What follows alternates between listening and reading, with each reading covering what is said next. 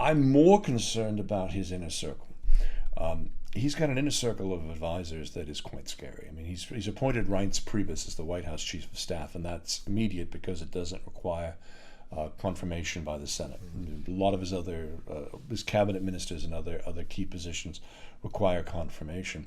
But Reince has run the Republican National Committee for the last however many years. This is a big step up for him. It now creates an opening for the RNC, but he's a master political operative, and how is he going to balance? I mean, he basically tried to lie to Trump to get him to cancel the New York Times meeting 2 days ago, because and said that they changed the terms, when indeed they hadn't changed the terms. So basically, Trump went, "I would love to sit in on the next meeting or be a fly on the wall when Trump and Priebus say, sit down." Like, what the hell are you doing? But more worrying than Priebus is Steve Bannon as his chief strategist. Now, this is the head of Breitbart News. This is the head of the alt-right, the KKK, the whatever you want to call it.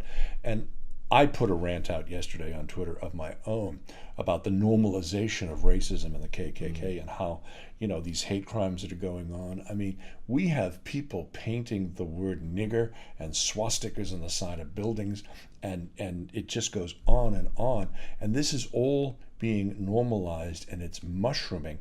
And this guy, as the chief strategist, wrote and ran Breitbart News, which were the purveyors of all this crap in the beginning. And this guy sits 2 doors down from President Trump. Why do they do these things? Why is there still such a hold? Because they can. This racism thing. Because they can. I mean, I was listening last night to this morning, actually, to last night's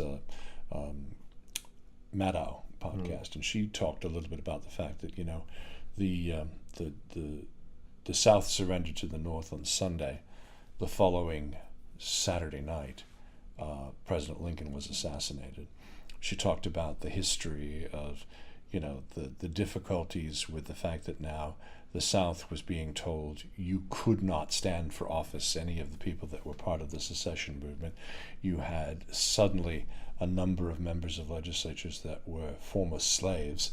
This is back in the 1860s and 70s, and it didn't set well. It led to the growth of the KKK, and that's a little more than 150 years ago that this history grew up. It led to the creation of, as white Southerners began to get control back of their government in the early 1900s, the Jim Crow laws preventing blacks from voting, which led to the Civil Rights Act in the 1960s and the Voting Rights Act in the 1960s. So, this history and this tension has always been there between North and South, former owners of slaves and former slaves. So, and now in a situation where that's taken over, isn't it?